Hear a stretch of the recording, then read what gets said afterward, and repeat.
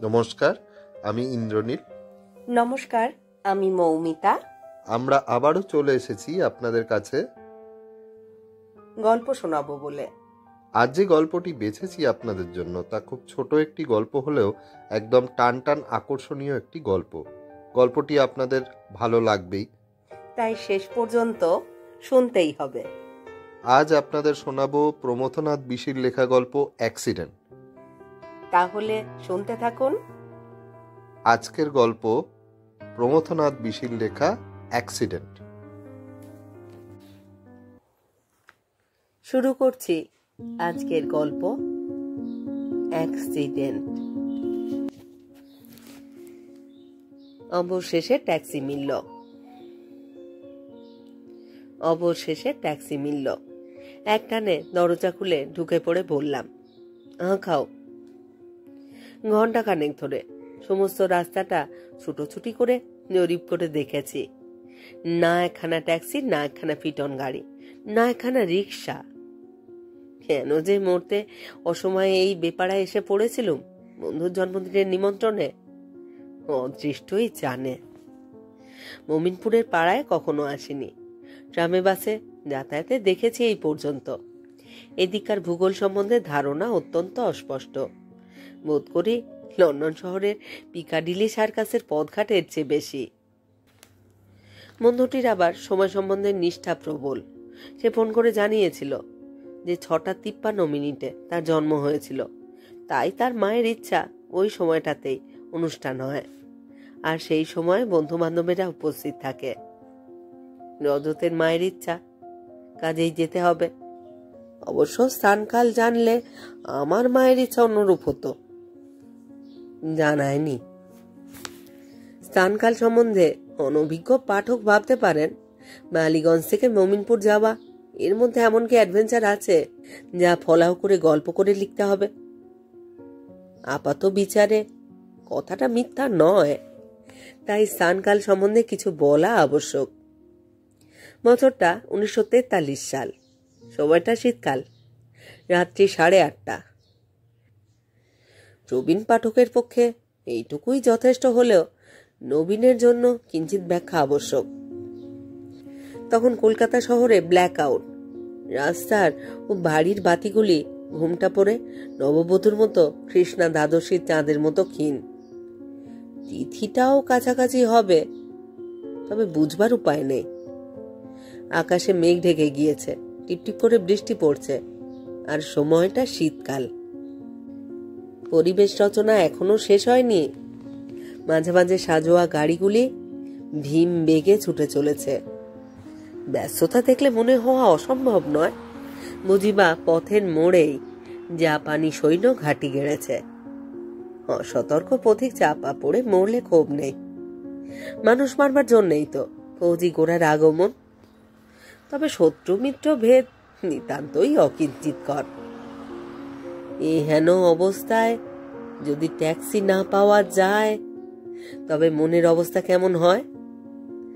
আর হঠাৎ সেই দুর্লভ ধন মিলে গেলেই মনের অবস্থা কেমন হয় প্রবীণ নবীন সকল বয়সের পাঠক সহজেই বুঝতে পারবেন।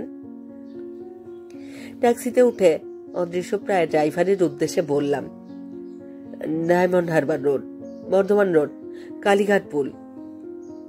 এই পর্যন্ত বলে হেলান দিয়ে বসে এতক্ষণের ধকল সামলাবার চেষ্টা করতে লাগলাম। ভাবলাম বাকিটুকু কালীঘাট পুল পেরিয়ে বললেই চলবে। ট্যাক্সির বাইরে কিছুই প্রায় দেখতে পাওয়া যাচ্ছে না। মাঝে মাঝে এদিক ওদিকে 2-4টি আলোর বিন্দু, সেসব যেন অন্ধকার চাপা পড়া আলোর শেষ আর্তনাদ। ট্যাক্সির ভিতরেও অন্ধকার আরো গাঢ়। পল্ললের জল যেমন বেশি ঘোলা নদীর জলের চেয়ে। ট্যাক্সির ড্রাইভারগণ এমনিতেই অর্ধদৃষ্ট, তাদের পিঠের দিক ছাড়া প্রায় দেখতেই পাওয়া যায় না। এই লোকটা তো একেবারে অনুমানগম্য। তবে নিশ্চয়ই একজন ড্রাইভার আছে, নতুবা গাড়ি চালাচ্ছে কে? ভাবলাম গাড়ি চললেই হলো, বাড়ি পৌঁছলেই হলো। মোটামুটি নির্দেশ তো দিয়েই দিয়েছি। তা গাড়ি চলছে তো চলছে, একবার মনে হলো এত দূর সোজা চলবার তো কথা নয়, এতক্ষণে বর্ধমান রোডে ঢুকে মোর ঘোরা উচিত ছিল। তখনই মনে হলো না না, নিশ্চয়ই ঢুকেছে, অন্ধকারে খেয়াল করতে পারিনি। কিছুক্ষণ পরে হঠাৎ সম্বিত হলো, যেন গাড়িটা মাঝেরহাট পুলের উপর উঠে এসেছে। হ্যাঁ হ্যাঁ, ঠিক তাই। নিচে একখানা মালগাড়ি অন্ধকারে বন্যার মতো বেগে চলে গেল। আরে তুমি কিধার যাতা? এ কোথায় চললে? Where are you going to? Hindi, Bangla, ইংরেজি 3 ভাষাতেই বললাম। আর বেশি ভাষা জানি না, কিন্তু কে কার কথা শোনে। পুল থেকে নেমে ডায়মন্ড হারবার রোড ধরে গাড়ি ছুটে চলল। বেগ যেন আরো বেশি হয়েছে। ভালো মুশকিল, এ কার পাল্লায় পড়লাম, পাগলের নাকি বদমাশের? তখনই আবার মনে হলো নিউ আলিপুরের মধ্যে দিয়ে টালিগঞ্জ হয়ে বালিগঞ্জ যাওয়ারও একটা পথ আছে বটে, বোধ করে সেই পথই ধরবে। सुनिए ड्राइवर जी, নিউ আলিপুর সে বালিগঞ্জ জানা? লোকটা চমকে গেল কিনা জানি না, হাওয়ায় শব্দ ভেসে গেল, যে ভীম বেগ। হঠাৎ মনে পড়ে গেল কদিন আগে এই পথেই রাতের বেলায় একখানা ট্যাক্সি মিলিটারি লরির সংঘর্ষে চূর্ণ বিচূর্ণ হয়ে গিয়েছিল। সংবাদটা নিয়ে বেশ চাঞ্চল্য হয়েছিল, কাগজেও লোকটা ছবি বেরিয়েছিল। সংবাদপত্রের লেখক হিসেবে ইংরেজকে সংরক্ষিত ভাষায় গাল দিয়ে জাতীয় কর্তব্য সমাপন করেছিলাম। সেই ঘটনা মনে পড়ল। তবে ঘটনাটা ঘটেছিল ঠিক এখানে নয়, বেহালা ঠাকুরপুকুর পেরিয়ে ডায়মন্ড হারবারের কাছাকাছি মাঠের মধ্যে। আরে আরে, এ যে বেহালা বাজারের মধ্যে ঢুকে পড়ল। তখনই ঝুঁকে পড়ে উচ্চস্বরে ধমক দিয়ে বললাম, আরে তুম ক্যা কর রাহা হ্যায়, আমি ঘুম কে চলো। কিন্তু কে কার কথা শোনে? গাড়ির বেগ আরো দ্রুত হলো। না, বদমাশের হাতেই পড়েছি।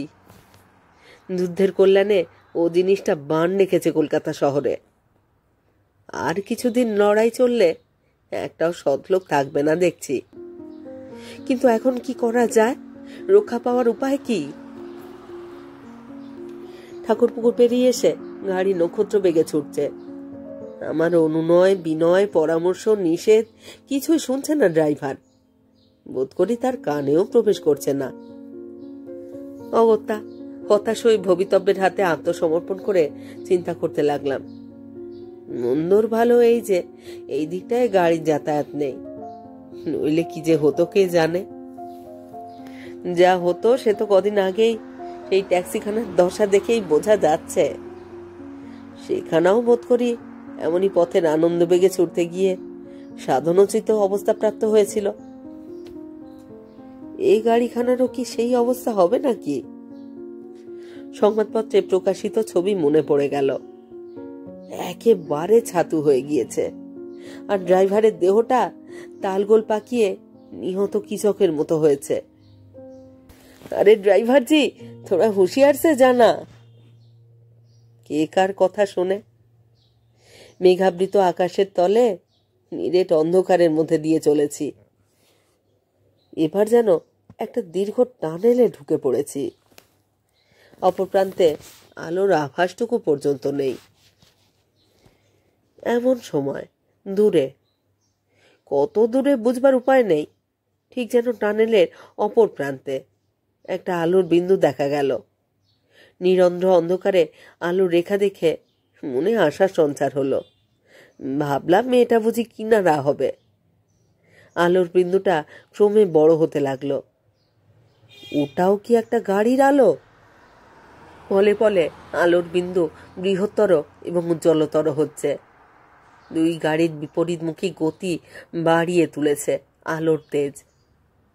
তখনই মনে পড়ল সেদিনের ট্যাক্সি দুর্ঘটনাটার কথা। গায়ের রক্ত হিম হয়ে গেল। আবার তার পুনরাবৃত্তি ঘটবে নাকি? এবার গাড়িখানার খসড়া দেখতে পাওয়া যাচ্ছে। কি অতিকায় লরি!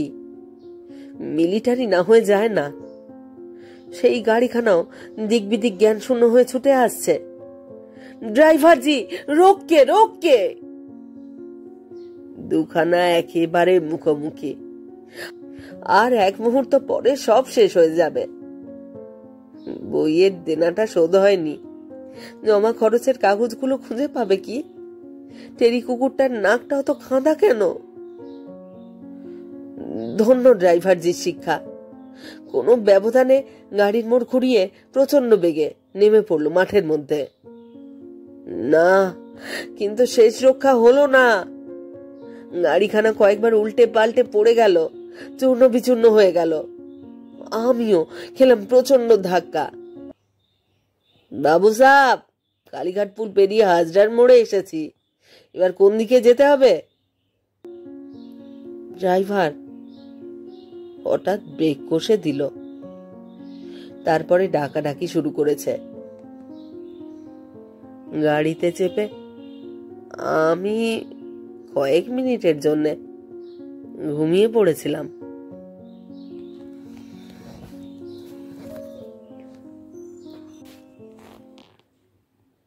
শেষ হলো আজকের গল্প, প্রমথনাথ বিশির লেখা গল্প অ্যাক্সিডেন্ট। কেমন লাগলো আজকের গল্পটি তা অবশ্যই কমেন্ট বক্সে আমাদের লিখে জানান। আপনাদের মতামত আমাদের কাছে অত্যন্ত মূল্যবান, আমাদের এগিয়ে চলার অনুপ্রেরণা।